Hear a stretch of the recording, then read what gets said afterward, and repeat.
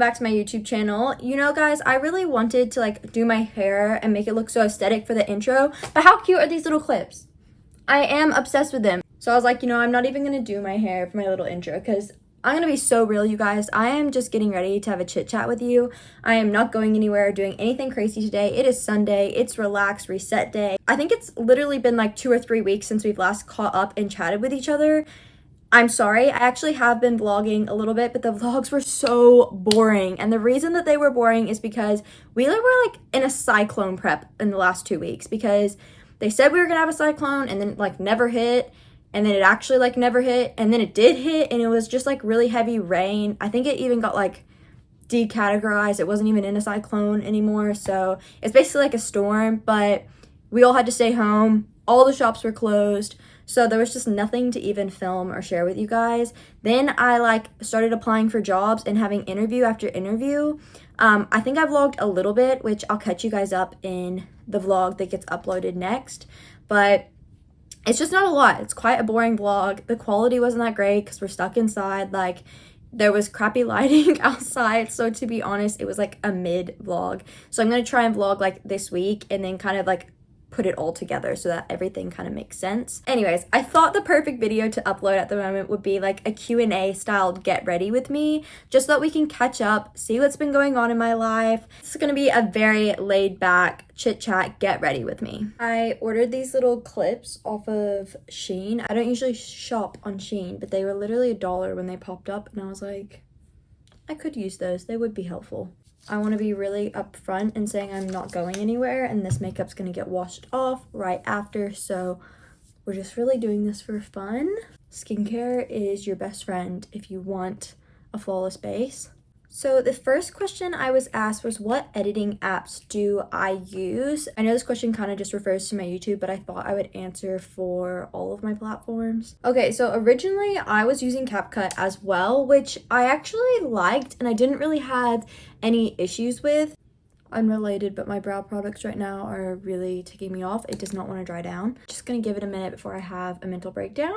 Okay, anyways, back to the question. I used CapCut as well. I didn't have any major issues with CapCut. I actually really liked it. I felt like my videos downloaded really good. CapCut obviously has like features you can pay to use, but I just used like the free version. But I think it was like the second video I went to make for my YouTube channel when I realized that it decided to add a watermark that you couldn't remove unless you like subscribed or paid to get rid of it, which really ticks me off because the video that I had made, I deleted the footage for and I just kept it in CapCut, which I'm terrible at doing that and I need to stop because it caused problems later down the track. But in terms of CapCut, it caused an issue because I couldn't get rid of the watermark unless I paid to remove it. I think I did like, they gave me like 1 free removal or something like that, or I can't remember. Honestly, that video probably still has a watermark on it.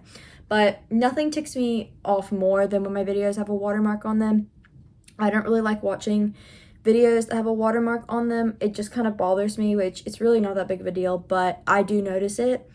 So I was like, we need to sort that out real fast. And I personally didn't really want to pay for CapCut because I had only just started YouTube. I'm still new to YouTube, so I don't really want to be throwing all that money in when I didn't even know if I was going to stay consistent, if I'm just being completely transparent. So I do understand when you say that, like, obviously there is a watermark issue now with CapCut. Moving on to what I've been using now, I've been using the app called InShot. I just edit on my phone at the moment because I don't have a camera.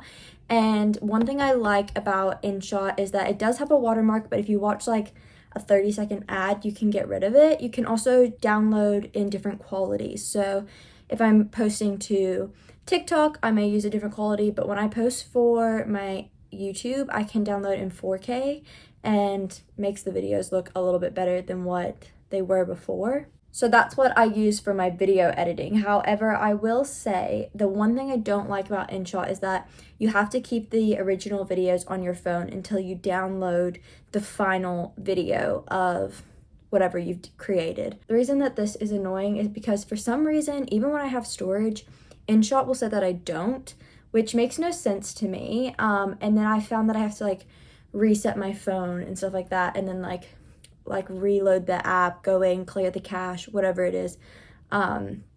So it can be a little bit tricky downloading videos, and you can lose footage really easy if you're not careful, because I've made the mistake of like going, what do you mean I have no storage? So I deleted like previous videos in my app store, in my like camera roll, but then it's permanently deleted them from InShot as well, which just like broke my heart because I had edited such a good vlog and it was like my first time ever using InShot and it did that. So lesson learned.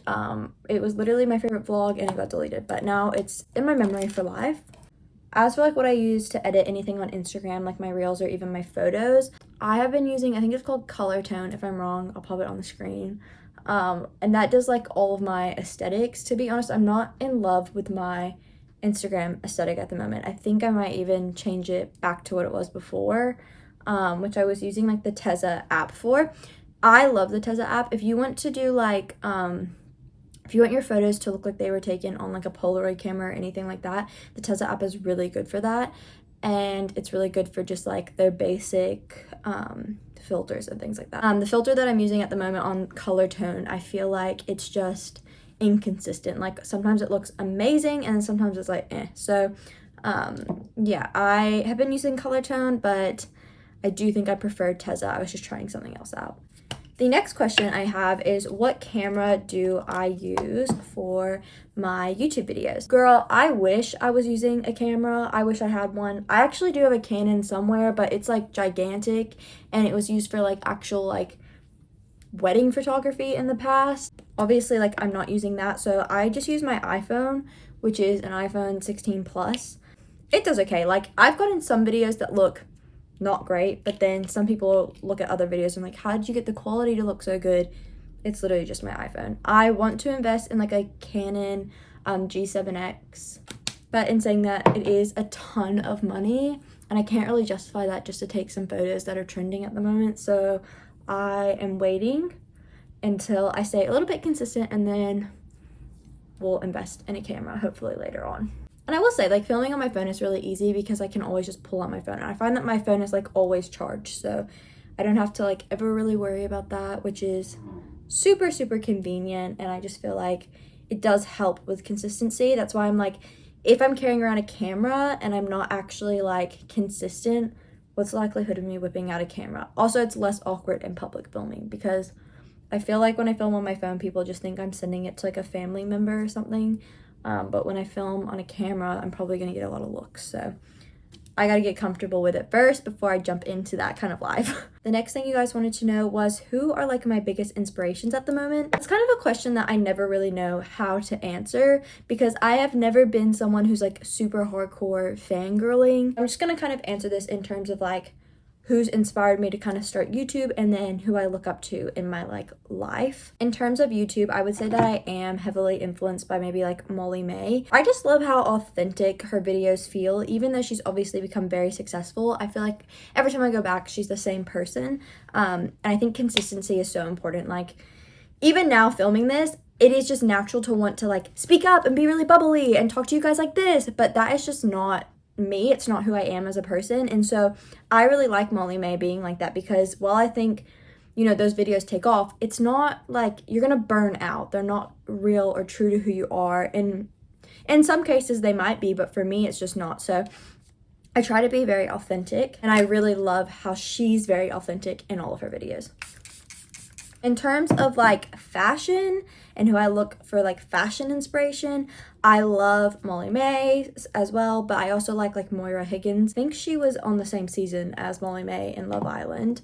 I also just look up to like anything I like. I'm not very like trend driven. However, like if I'm out and I see something and I like it, that's kind of what I go for. Trying to get my setting spray to dry.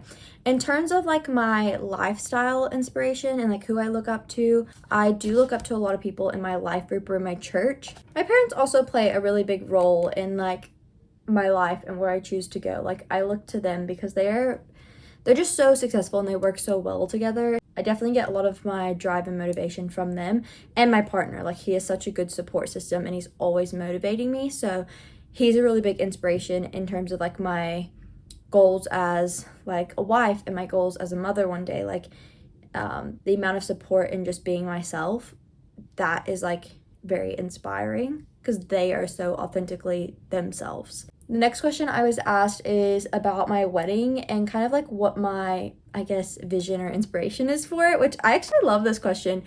It's a little bit funny to ask because obviously I'm not engaged or anything, but it's definitely something that I think about. So let's talk about it.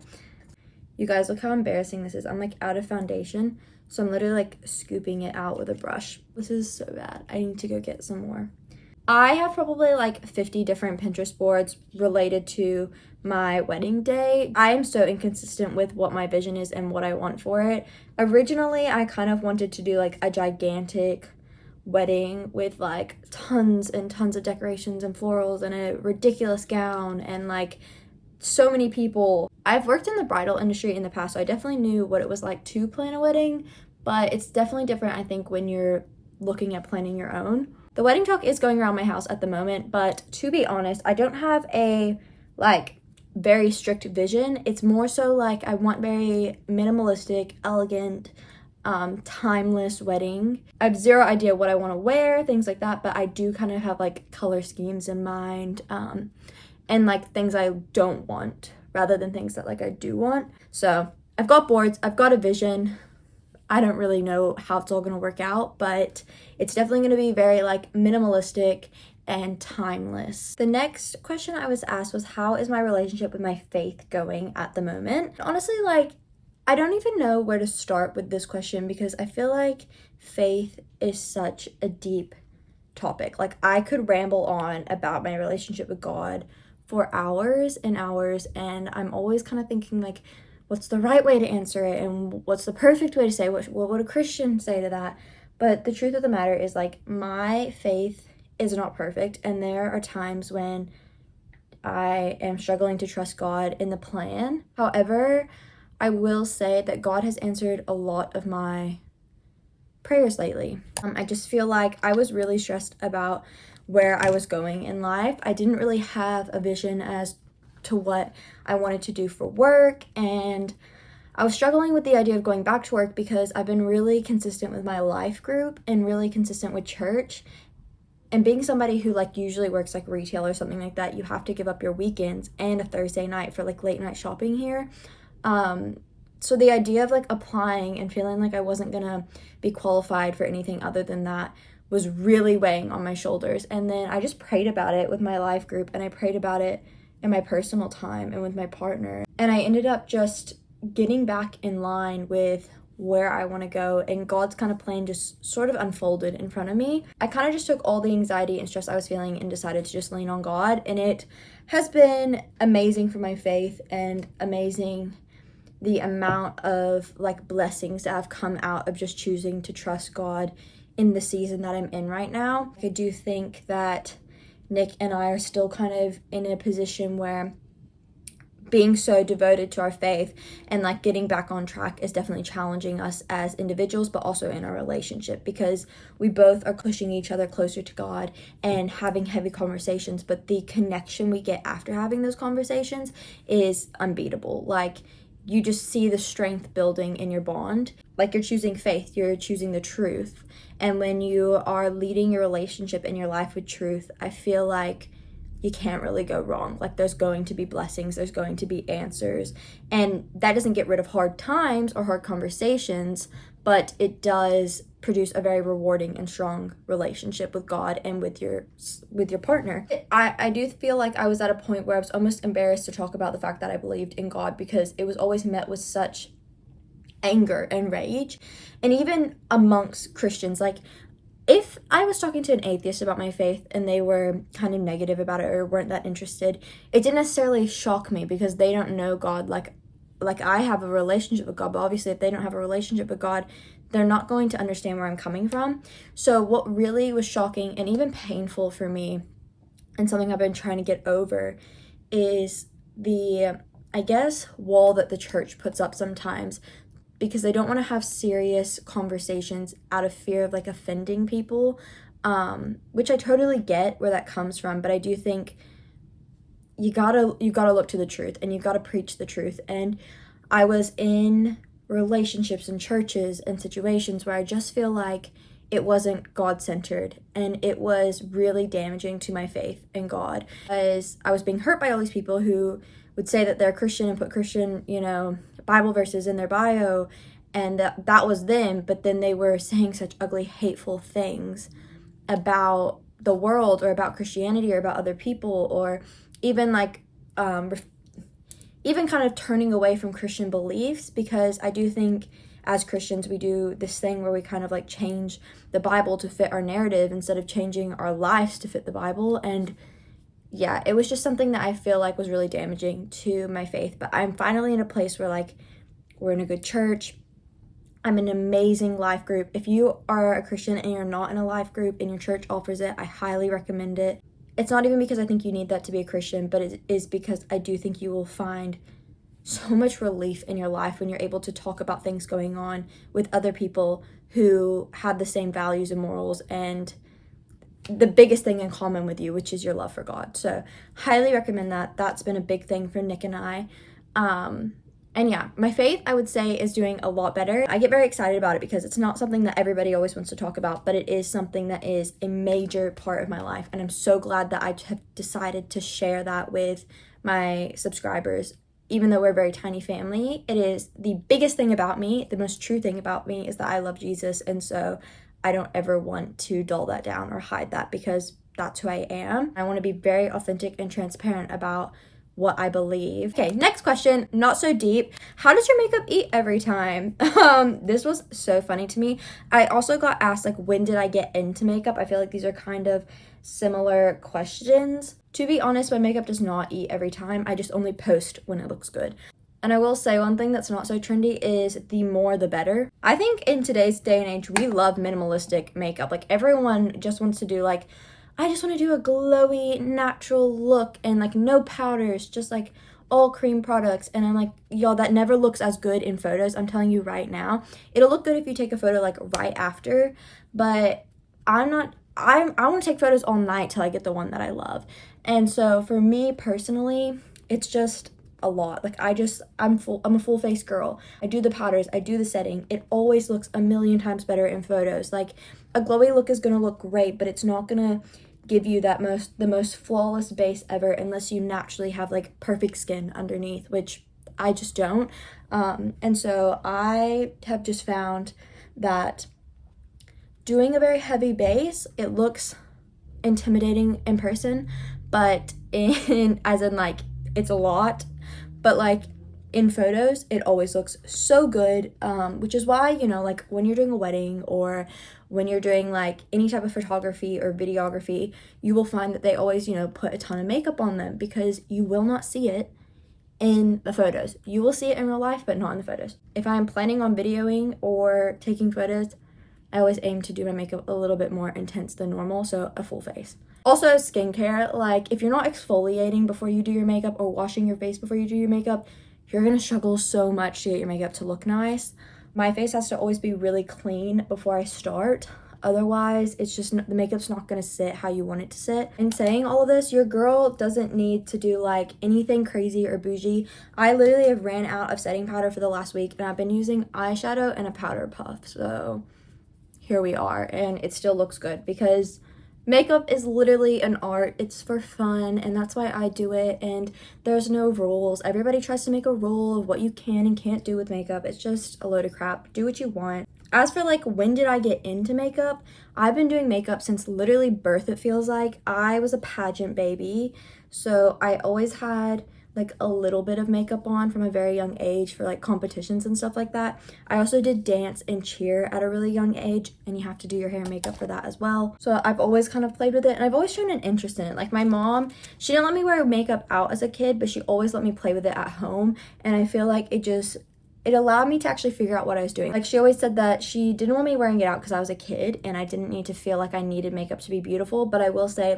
a perk to her letting me play with makeup at a young age was that when I got to the age where girls were wearing makeup, or even wearing makeup to job interviews or just a date or something like that, I knew how to do it and I wasn't scared of it because I had been playing with it since I was really little. I also did bridal and formal makeup for a little while, which was fun. I never felt like I was good at doing like bridal makeup or anything. I always felt like I was better at doing my makeup compared to doing like somebody else's. I wouldn't say I was bad at it by any means. I did a lot for like photo shoots and stuff like that for other people, but it just wasn't something that I would do again. I kind of killed my passion for makeup, to be honest. I would say that like, honestly, it wasn't until like last year, towards like the end of last year, that I even got back into doing makeup again. That passion's kind of like reignited now that I'm not just doing it to make money or being told what to do with makeup, because when you're obviously doing makeup for brides or for photo shoots for companies, you're doing what they envision and it's not really yourself. So I feel like now I can kind of do what I want to do with my makeup, and I'm loving it. Like, some days I do my eyebrows a little dark and maybe that's not for everybody, but it's what I like. So have fun. It's just makeup. You can wipe it off. Practice honestly makes perfect too. Like, I watched a lot of makeup tutorials. I do my friend's makeup a lot. It helps a lot with like knowing what looks good and what doesn't look good. And I've definitely had some moments where like my brows were a really weird shape or my eyelashes were very clumpy or, you know, things like that. But it is what it is. Like, you live and you learn. I look back on the photos and laugh. I feel like people these days are so scared of having an ugly era. Get over it. Like, it's actually hilarious. Like, we're so afraid that we're like, oh, I can't wear that, or I can't do that. Like, next, you guys asked, what do I do for work at the moment? Oh my gosh, I'm glad I'm filming this now, because if I had answered I'm unemployed one more freaking time, I honestly think I would have had like a mental breakdown. I was getting so sick of people asking me what I do for work and then answering I'm unemployed. It made me feel like I just had no goals and I wasn't driven, and that just wasn't the case. I just took a little bit of a break from work because, honestly, because I had to. Like, I didn't really have much of a choice, to be honest.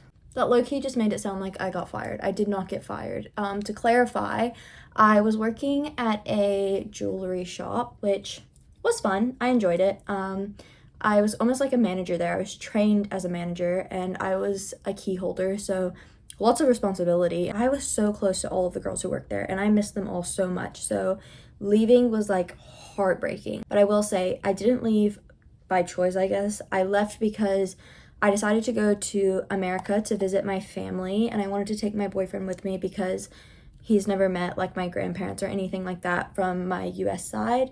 So I was like, we need to go visit now before it's getting too late in our lives. Like, now was just, it just felt like the right time, and I was turning 21 as well, so it all just kind of came together and we decided to go. And work informed me that if I wanted to go to the US, I need to quit, because basically they needed me to be able to work Christmas hours, and it was going to be like just before Christmas. So I quit, and that being kind of funny because they literally reached out to me like the day I got back and were like, we want to hire you again, will you come back? And I was like, no. And the reason I said no was, one, because I just felt like I didn't want to be a manager there. I denied the role several times, so there was no progressing for me. Like, I didn't want to be there for the rest of my life, and then, or even for a couple more years. Like, that would just, it's not the direction for my career path that I kind of wanted to go. It was a great place. All the ladies were lovely there, but it just wasn't like progressing for me. And then the other thing was that I kind of felt insulted. Like, they had given other people time off during Christmas and things like that, but I couldn't get time off, even though I was like sacrificing so much of my time and my hours doing jobs that I wasn't even paid enough to do. Like, I was fully doing assistant manager roles when I wasn't being paid to do assistant manager roles. And so, you know what, like, I learned a lot from working there, but asking me to come back after you made me quit, that was just a joke, to be honest. So I was like, nah, I'm not doing that. So I ended up without a job for a little while. And fortunately, I was in a position where I have really supportive parents and a very supportive boyfriend who were like, no, don't go back there. Don't take that offer again. And thanks to them, I was able to kind of wait until I found the perfect job for me after a lot of like prayer and searching and a couple interviews, because I did apply for like a couple different jobs in retail and I got interviews for them, but they weren't jobs I wanted, or they weren't like local enough. And there was no really point, like I said, getting another job where I wasn't going to progress any further than like being a manager, and that's kind of it for the rest of my life, until I change, I guess, places or whatever. So I ended up just going and applying at some gyms, which was something I didn't think I was even qualified for, to be honest. And it's not because I'm not like qualified in that area. Like I do have certs in fitness, but I'm not like heavily qualified in those certs. Like I can't be a PT yet. I am studying, but I'm not quite there yet. So I applied at a gym and I got the job and I was very excited. So I do like social media and sales and stuff for them. And I love it. Like I really, really do love it. It was my first week last week, which is why I've been kind of MIA. And it was amazing. Like it's exactly what I wanted, and I can progress in it. I can do PT work later. I can do group fitness later. It's a really fun environment. All the ladies there who work there are just so bubbly and fun. So to answer your question, what do I do for work? I work at a gym and it is a lot of fun and I do really like it. So I am so proud of myself for reaching out and going for that, like that job, because it was just something that I always kind of felt intimidated by. I feel like every time I curl my lashes, it's like terrifying experience. Like I feel like I'm ripping out my eyeball. You guys, I'm like running so low on all my makeup products. Like you've seen my foundation, you see my mascara. I'm struggling. It is because I haven't been working, so I can't justify spending money on makeup when I'm not getting a like consistent income. What I'm saying is that basically I'm holding out for that paycheck. But anyways, the next question was, what is my favorite way to relax? I never relax. I'm literally the definition of a ball of like anxiety 24/7. I'm stressed and thinking about what I should be doing, could be doing, or wish I did. Honestly, it's kind of awful because I feel like I have like a permanent burnout. I will say something that has been helping lately is actually building a routine in my life.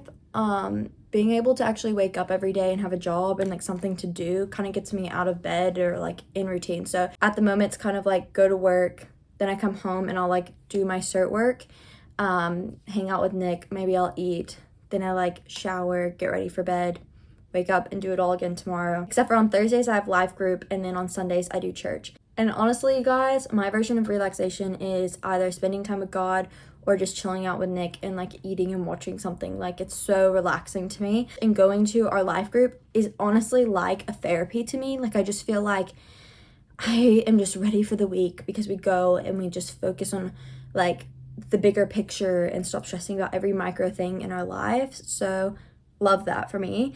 That's kind of like my relaxation. I was gonna do like lashes and even like lipstick. Like I said, you guys, I'm literally going nowhere, so I just feel like that's a bit overkill. Like this is just a chit chat. I have like all 5 of my lip glosses in my car right now. That's so unnecessary. Every time I go to leave the house, I can't put any gloss on. I have to wait till I get into the car.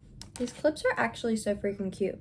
Anyways, you guys, I hope you enjoyed this get ready with me. If you have stayed this far in the video, thank you guys so much for watching. If you haven't hit subscribe, please make sure you do so. I would absolutely love for you to join the family. You can also hit the bell if you want to get notified every single time I upload a video. A great way to stay up to date with what's going on and when my videos are coming out is by following me on Instagram. I love to see your guys' content. So if you are on YouTube or you're an Insta baddie, please let me know. We can become friends. This video wasn't anything special. I literally didn't even do my hair, but I just wanted to be super transparent and authentic with you guys. I honestly just wanted to have a very chill life update, and I feel like this was the best way to do it. So I hope you guys feel like you got to know me a little bit better. Have a blessed and beautiful week.